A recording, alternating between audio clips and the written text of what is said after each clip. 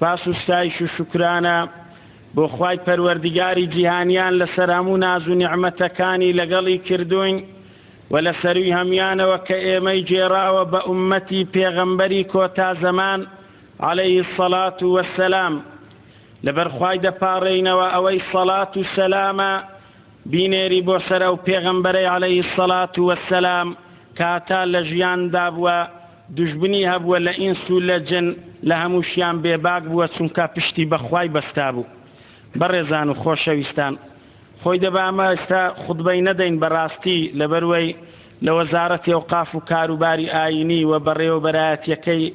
ئەوقافی هەولێر کتابمان بەدەست گەیشتێ. ئێمە گوازراینەوە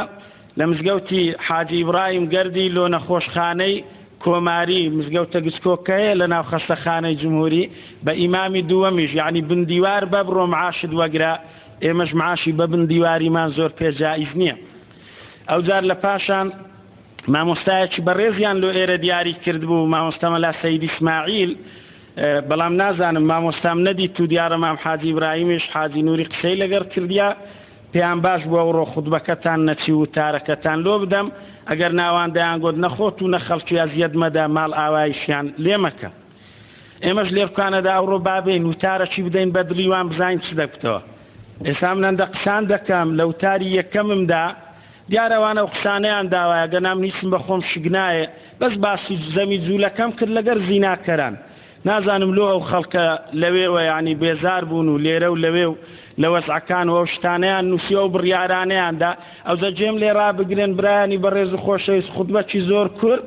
زۆرتان ئەنگۆ نایلمەوە و ئەو خاڵ و قسانەش دەکەم. قەناعەتی دڵم نییە، ئەم پێم وانییە ئیسلام وایە پەنا بەخوا، ئەم پێم وایە ئیسلام ئەو وایە کە لە خوتبانی ڕابردوو دەمانگوت، بەڵام بەڵکو ئەوەی برین ئەوەیان پێخۆش و باش بی دیارە ئەو قسانەیان پێ باشترە، ئەو خوتبانەی قەت قبوڵیان نییە جوێن بدرێتە قسە بە جوولەکەی بگۆترێ نەک جوێن پێناسەی جوولەکەی بکرێ و باسی زیناکەر و ئارەخۆران بکرێ. ئەوجە لێرەدا ئەمە دەڵێن کاکە برایان هەشیار بن، ئاگادار بن لە خۆتان، کڵاوی خۆتان بگرن بانەبە. ئەوە باشە. خاڵی دووەمیشی ئەوەیە قسەی بە زیناکەران مەرێن، ئەوانیش ئینسانن، ئەخەر مافیان هەیە و قسەی بە کچوو کوڕەکانیشتان مەڕێن، بە ژن و خێزانەکانیشتان مەرێن کە چوونەوە زۆر زەختیان لێ مەکەن، لەبەرەوەی چونکە ئەگە زەختیان لێ بکەن ئافرەتن بەستە زمانن. ئێوە دنیای ئەگە لە دنیای ڕانەبوێرن لە چێ ڕابوێرن؟ ئەدی نەگۆترایە سعاتێک لۆ دڵتان و سعاتێکیش لۆ خوای؟ ئەدی ئەو قسەتان جێلێ نەبووە ملت خەڵکینە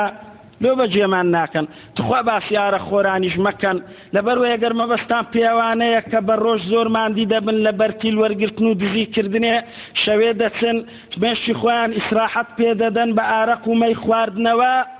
لۆ باسییان دەکەن. ئەدی سبەینان و بە ڕۆژ ئەوان ماندینینە هەموو ڕۆژێ بەوەی کەوا لە گیانینگۆ دەربچێشن و لە جیفانینگۆ دەربین و ئەزیەتتان پێوە نابینن. خواوە حەقان گۆزەمی ئەو کەسانە بکەن کەوا ئەزیەتی بەنگەوە دەبینن لە ژیانی ڕۆژانەیاندا. خوا ئەی ملت واز بینن لە کارەبای مەڵێن گەرمایە، لەبەروەیە دی قیامەتتان لەبەر چاوی نییە، دنیا شەروایە و ئیمتیحان و تاقیکردنەوەیە. مەرە خوای تەعالە ئەوەندەی دایتەمارە جیرانەکەم ئەخر ئەوە لە وەختی خۆی شۆڕەشی کردیا، لە وەختی خۆی ماندی بووە، کارەبا نەبووە لە شاخەکان، ئێستا هاتیە لێرکانە کارەبایەکی ئەگەر زۆریش بە حەقی خۆیتی چ قەیدی کە؟ ئەو زانگۆرنەتان زانیە ئەی ملت ئەگەر ئەنگۆ ئەو قسانە بکان کەس دەستە قەبری خۆی چیشتان پێدایە گوناه دەکرێ؟ ئەگەر دەچن لە جادەکان دەگەڕێن ئەی ملت گوناه و تاوانی دەبینن، حەقتان چییە؟ هەر کەس دەستە قەبر و گۆڕی خۆی، کەس لە کەس ناپرسیتەوە، کەس لە کەس ناپێستەوە. ئەوانەی زۆر زۆر بێ ئیشن و لە کۆڵانان دەسوڕێنەوە مامە ئیختیارەکان، ئەوانەی کوردن بە تەواوەتی و مسلمانن. کاکە ئەگەر وەقتتان زۆرە بە دوای ئەو شتانەدا دەگەڕن، بڕۆن لۆ خۆدار دامەکی دروستکەن، بەردی دامەی بینن، لە بن دیوارەکان لۆ خۆتان دامەی بکەن، ئەو شتانە بکەن و ئەنجامی بدەن. ئەو کاتەی بەڕێزان و خۆشەویستان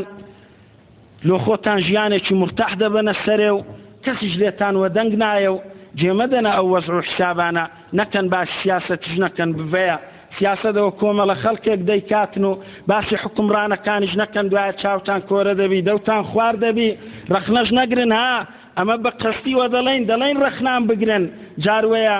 یان خەڵکێک پێتان دەڵێن سیاسەت مەدارەکان دڵیان زۆر فرەوانە، دەڵێن ڕەخنەی بگرن مزاهرەی دەکەن چ دەکەنەوانە بەڵام بە عەمەلی نەکەن ها دوای ڕەنگە خوا لێتان تووڕەبی دوای کە ڕەنگە قبوڵیش نەکرێ بە ئاسانی لەبەرەندێک کە بەش بە قسە پێتان دەڵێن گوێڕایەل بن ئاگادار بن جا شتانەتان ئاگا لە خۆتان بی ئینشاءالله خوای رب العالمینش ئەرحەم الراحیمینە زۆر بە کەرەمە زۆریش کەریمە ئینشاءالله تعالى ئەگەر گوناهیشتان زۆر بی هەزار گوناه و یەک تۆبە لەو گوناهانەی کەوا دەیکەن تۆبەکەی بکەن و بەڵکو خوای رب العالمین لێتان خۆش دەبی و دەتان باتە بەهەشتێ و لە جەهەنەمێتان بە دوور دێختەوە خۆ خوای رب العالمین ڕقی لەگەر کەس نییە بەڕێزان و خۆشەویستان ئەو جوولە کەودیانانە شەندە باسییان مەکەن ئەوانیش ئەهل الکتابن چونکە ئەگەر هیچ نەبن برامانن ئەگەر هیچ نەبن خۆ پێکەوە ئەمە وەختی خۆی سەدام چیمیای لەمەدایە تۆ بارانی مەی کردیا ئەمە پێکەوە ژیانە لەسەر یەک خاک و لەسەر یەک وەزعی تخوا دڵیوانیش زور مەکەن ئەمە سەنگەرمان یەک بووە و دوژمنیشمان یەک بووە و باسی ئەو کەسانەش نەکەن ها کەوا کاتی خۆی بە هەر ناوێکی ئیمزایان کردێ لۆ بەناو ئەنفالەکان ئێستاش دەژین و دەسەڵاتدارن یان پلەیەکیان درایتێ چونکەوانە ئێوە ئاگاتان لێ نەبووە تەنزیمی خۆمان بووینە ئەو جار تەنزیمی ئەوانە بووینە ئەو جار لە پاشان ئاگاتان لێبی باسی ئەو کەسانەی دیش نەکەن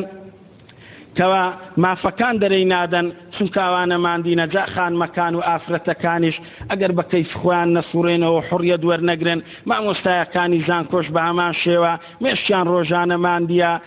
ئەزیەتی دەبینن ئەگەر پشوەکی ئەوەی نەدەن دوو قسەی خۆش و سوعبەتەکی لەگەر کچەکانتان نەکەن و لەگەر خوشکەکانتان نەکەن و ئەو وەزعانە ئەنجام نەدەن ئەدی چ بکەن بەستە زمانانە لەبەرەوەی چونکە دەبی پشوو بدەن و ئیسراحەت بکەن خودبەکی یەکجار خۆش و کورد بوو هیوادارم ئینشاءالله جێتان لێ ڕاگرت بی بە تەواوەتی و جێبەجێشی بکەن لە ژیانی ڕۆژانەتاندا هەتا وەکوی کێشە و گیر و گرفت و مشکلەتان نەبی باسی نەفت و غازیش مەکەن کاکە ئەگەر دەزان نەفت و غاز نییە ئەوە دار هەیە دەتانن خێزانەکانتان بچن داری بینەوە بە پشتیە و ئەو جار نانوشیوەکەمان بۆ لێنێنە و باسی بنزینیش مەکەن کورە خەڵکەکە مرتاندی بە سیارەی بڕوە هەندێکی بە پێیان بڕۆن بنزین هەیە نییە باسی ئەوەی مەکەن ئەو حسابانە مەڵێن جا ئەوەی کەوا حەزیشی لێ بنزینی بکریتن ئەوە هەیە لە جادەکان بەگرانی قاچاقچیەکان دەینن لۆ خۆتان دەتانن بچن پارەی پەیداکەن بەڕاو ڕووتێ بە هەرچی هەیە بەس بنزینی پێ بکڕن ئەوەی زۆر پێبەستە بە خوتبەکەمان و لێرکانە